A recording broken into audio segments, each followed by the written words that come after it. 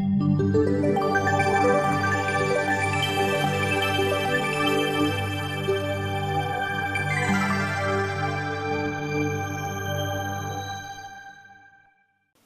the top of this program, I told you that we were doing two things.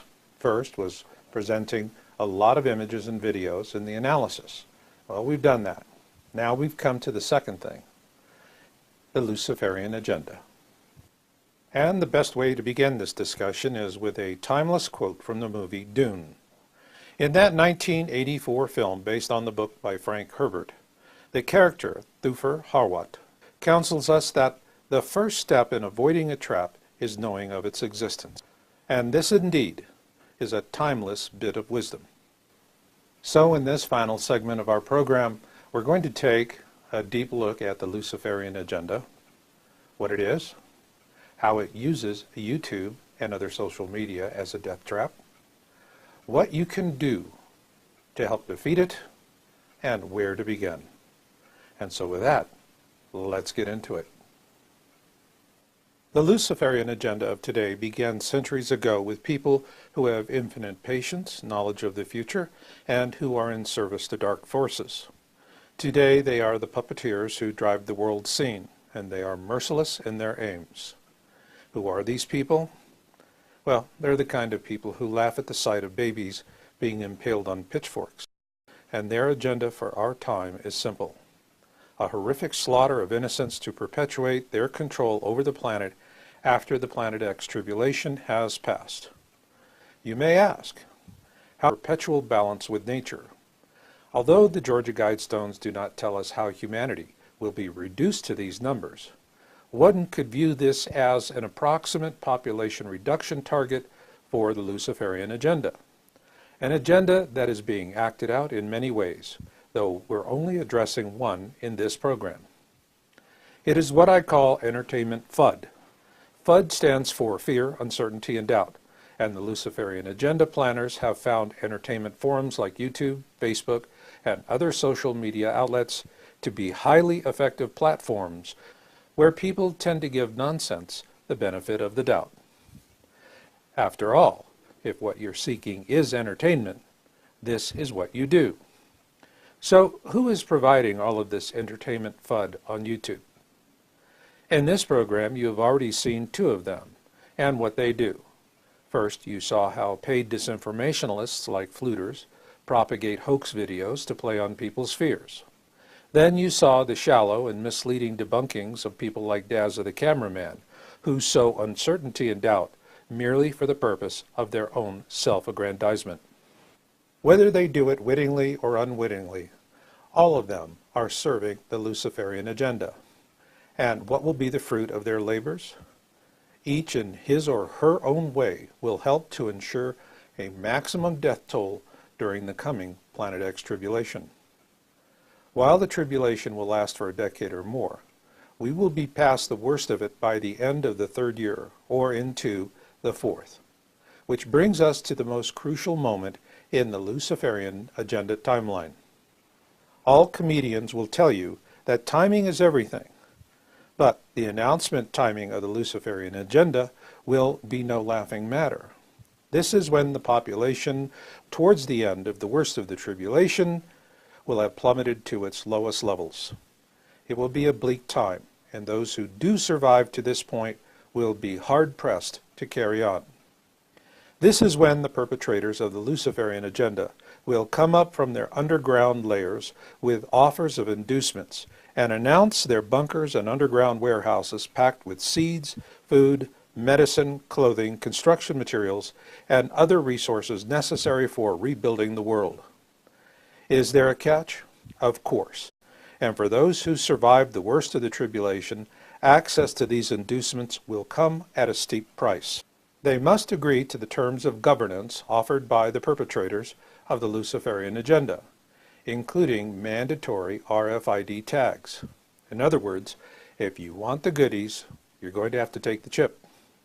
Of course, the perpetrators of the Luciferian agenda will assure everyone that this is necessary for practical reasons and that the functionality of these mandatory RFID tags will be limited. And this will be the cruelest lie of all. This is because these mandatory RFID tags will have features built into them for mind control programming. Most notable of these will be the chip's ability to block our connection to Creator. Yes, that is right. The perpetrators of the Luciferian agenda have identified the frequencies we use to feel God's divine presence, and will use these RFID tags to block those frequencies so they can replace our divine sensations with those of their own fabrication. Is this God's plan for us in the tribulation? The Luciferians will lie to us and say that it is. But does that really mean that's the way it has to be? Consider this. The Book of Humankind is a large book with many chapters, and it is far from being complete. So know this, like all books, all chapters eventually come to an end. And while there are many more chapters to be written, what about the present chapter? The sad truth is that the present chapter belongs to the Luciferian elites and cannot be taken from them. But what they know, and do not want us to know, is that the next chapter does not belong to them. That the next chapter belongs to us. And the only way the Luciferian elites can own it, to call the bluff when the Luciferian elites offer their inducements of slavery. This is when enough of us must stand together and say no, knowing that we're not saying no to the carrot, but rather the stick. So, what could possibly motivate these hard-pressed survivors to do this? It is the eternal desire for freedom that burns within all of us. And it's not important that everyone stands up for their freedom. It's only important that enough of us to make a difference do. For example, during the American Revolution, 70% of the colonists either sat on the sidelines or helped the British. In other words, we do not need a majority to win. All we need is a critical mass of courageous souls to call the Luciferian bluff by saying no to the inducements. Therefore, how must future survivors be encouraged to act at this crucial moment in the future history of our species? Through violence? No. That is not the way to begin an age of enlightenment, for blood begets blood. Therefore, if we are to have a truly enlightened future, it must happen through peaceful and determined means.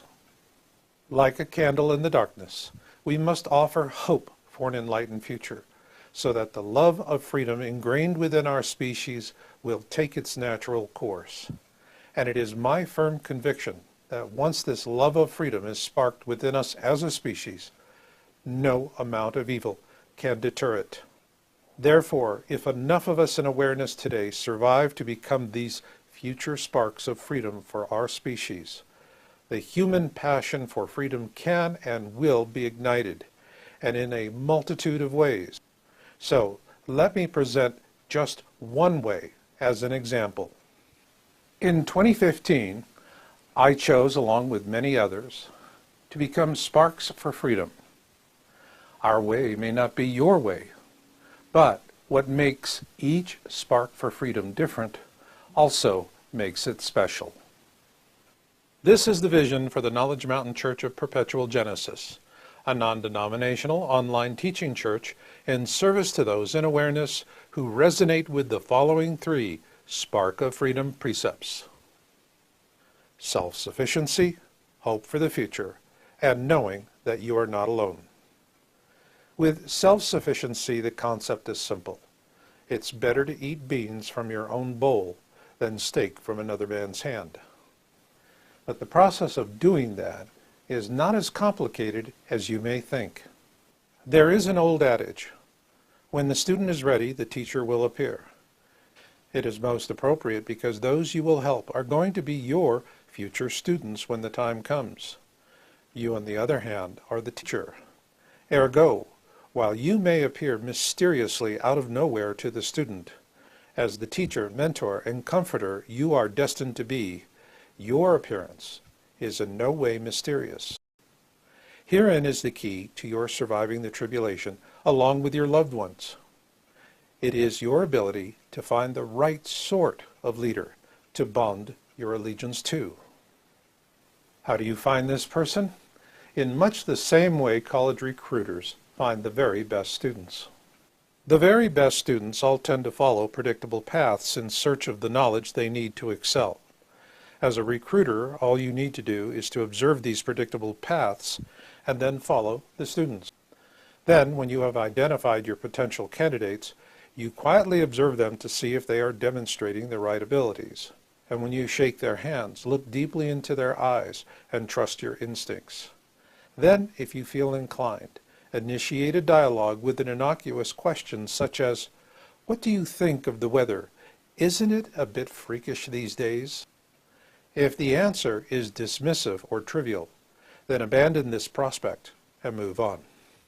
This is because what you're looking to see is what is known as perception. In other words, does this person see the world exactly as it is? And if so, then test their perception with another weather-related question. Ask if he or she has ever looked up to see what the jets are spraying in the sky overhead. What you want to hear is that he or she has noticed it, and at the very least, finds it to be out of place. If so, that means that this person is perceptive. Without this essential ability, no faith-based leader can be effective during the tribulation, let alone worthy of your assistance. So, are you ready to take action? Are you willing to become a spark for freedom in the future? Then, one first step that you can do is to visit my site at yowza.com, YOWUSA.com. There you will find the article, Awareness in the Eye of the Storm. Many of the concepts discussed in this video were drawn from that article, and if you take a few moments to read it now while this program is still fresh in your mind, you will have the full picture. I know we have covered a great deal of information in this program, so if there's just one thing for you to take away and remember, let it be this: that the Luciferian agenda uses a diverse range of tactics to ensure its aims. And in this video, we talked about one, entertainment FUD, where, whether it be wittingly or unwittingly, folks like fluters and Dazza the cameraman are in service to this evil agenda. It's why I call them mudslingers, because after all, how can one hope to build a house of wisdom on mud? Its floors will never be level, and the structure will never last. But then again, that is not the real problem. As odd as it may sound, being stuck in the Luciferian mud is not the problem. Refusing to get out of it is. And I'll leave it on that note. So until the next time we meet, remember Marshall's motto: destiny comes to those who listen, and fate finds the rest. So learn what you can learn, do what you can do, and never give up hope. This is Marshall, and I'll catch you on the backside.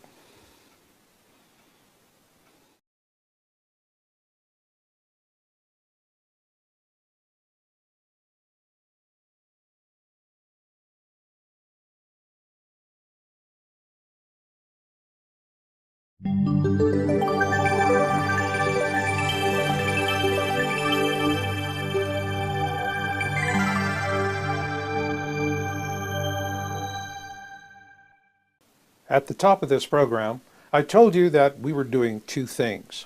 First was presenting a lot of images and videos in the analysis. Well, we've done that. Now we've come to the second thing, the Luciferian Agenda. And the best way to begin this discussion is with a timeless quote from the movie Dune. In that 1984 film based on the book by Frank Herbert, the character, Thufir Hawat, counsels us that the first step in avoiding a trap is knowing of its existence. And this indeed is a timeless bit of wisdom.